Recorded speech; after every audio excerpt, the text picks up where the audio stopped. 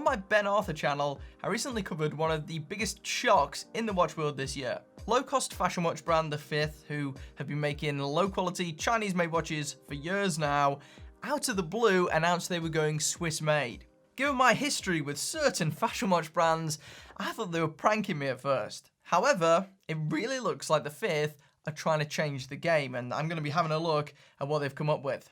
So you're aware, the brand have sent me 3 of these prototype Swiss watches, but as with all my reviews, that in no way guarantees positive coverage. Also, as these are prototypes, they are subject to change somewhat, though from my experience with these, I would gather that these are pretty close to the final product. In fact, the brand have sent me a short list of things that they're changing for the final build. These are generally only minor tweaks though, you can pause the video now to have a full look. It's pleasing to me that they're already aware of these minor issues and are looking to change them. Either way, let's see what you get for your money. Formerly, the Fifth watches were made for a very low price in China, like loads of fashion watch brands out there. However, these are Swiss made and it shows. Let's begin with the 2 quartz pieces. While these are undoubtedly a far cry from the watches this brand used to make, they're still not my favourites. The case construction on these models is great. These are both a high shine finish and feature a sweeping design that I think is really attractive, especially on the sides. I really like the curvature to the bezel on each of them as well. It creates a cohesive, high quality look overall. The cases look great and they feel great. The proportions and weight of these seem just right too.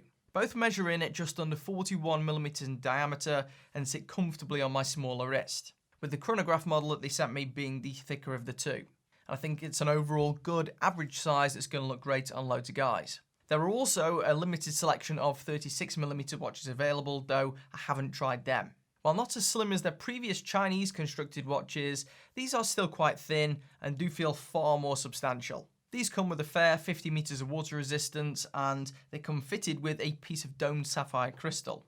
It's nice to see this level of crystal appear even on these watches. You're extremely unlikely to scratch these unless you carry diamonds in your pockets. There are plenty of brands using what's in my opinion inferior mineral glass at this sort of price point, so this is great. The thing putting me off the chronograph is simply the colorway. I think that this will look great in some of the other colors that they've got listed online, like the black one for instance. But as I didn't have the choice, I've ended up with this peachy one and I just don't know what I'd wear it with. I do like the texture of the dial though.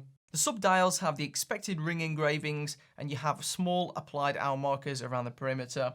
I also like the position of the date window at the 6 o'clock position. It slips in there almost unnoticed, which I like. The other watch is more minimalist, featuring some similar design cues though. While I quite like the design and definitely prefer it to previous Chinese-made designs, there are a couple of things I think could improve it. Firstly, there's something about the font for the numbers. I think this is the same as that on the logo, but there's something about its implementation here that I feel doesn't quite fit the theme of the watch. I feel similarly about the selection of hands too. I think they got a little bit too much curvature here. Nevertheless, I like the raised chapter ring which is present without being too tall and dominating the watch. The branding on both of these watches is nice and small and well done. And the same can be said for the overall printing on both of these watch dials. I think it's very accurately done and you can tell even at macro level. Very precise, very nice. Both quartz watches feature a solid Swiss Ronda movement. I've noticed the versions installed in these consistently hit the second markers, which you'll notice is often erratic with cheaper quartz movements, so this seemed like a good choice. However, this whole The Fifth going Swiss made venture is fully realised with their automatic model. While I thought the previous 2 watches were okay, this one really hits the nail on the head for me. I think it's clearly more refined and is by far my favourite as a result.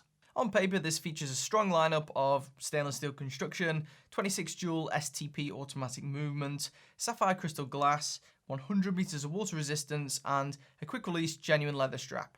That's some decent stuff, but in person, it looks and feels even better than that. The case, especially from a side-on perspective, is gorgeous. You can tell it's really well constructed and the finishing on the lugs is superb. This one features an exhibition case back so you can observe the movement within.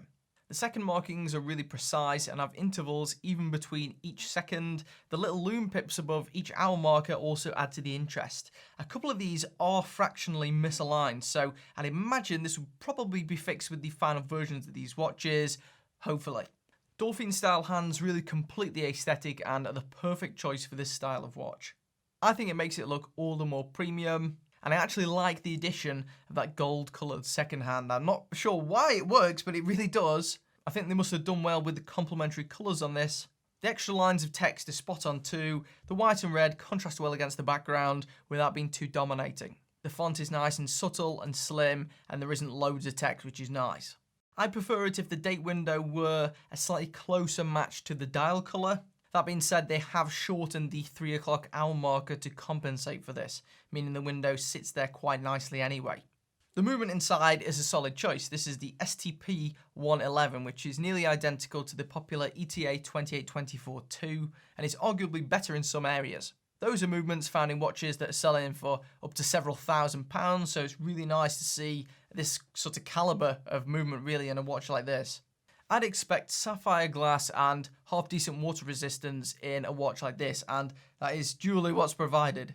It's nice to see the Fifth aren't cutting corners by ramming mineral glass on this or anything like that.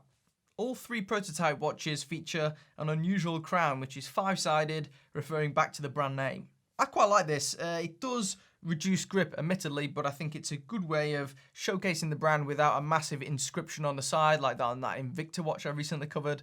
If I remember correctly though, this may be an area that they are looking to change and add more grip instead, but that remains to be seen. The straps that come with each of these watches are pretty standard genuine leather ones. That's a low grade of leather and they really aren't anything special. I think this is a potential area for improvement in the long run, but they aren't bad either. I've seen a lot worse than these. They're relatively soft and flexible and do come with the quick release tabs for speedy strap changes. For the target market, I think these will be usable and will suffice for a decent duration. According to the brand, pricing for these will start at just over $200 for the quartz models and around £400 for the automatic. With Kickstarter backers able to get these for a substantial discount, though by the time we're recording this video, at least there's barely any backer slots available. That puts them into a comparative price bracket to something like a Tissot. And that is going to be the difficulty faced by this brand. They haven't competed in this price category before, and they're going to have to persuade customers to choose them over some well-renowned brands, really. Based on these watches, I say they've got a chance, but only time will tell. I like them, the designs are quite interesting, and overall, it's refreshing to see a brand attempt something like this. These are arguably the first direct-to-consumer Swiss watches, so it'll be interesting to see how they fare. Let me know your thoughts on these in the comments section. Have you had any experience with this brand before? Maybe some of their older watches? How do you think they compare to the looks of these? If you love wristwatches, consider subscribing. I'll see you in the next video.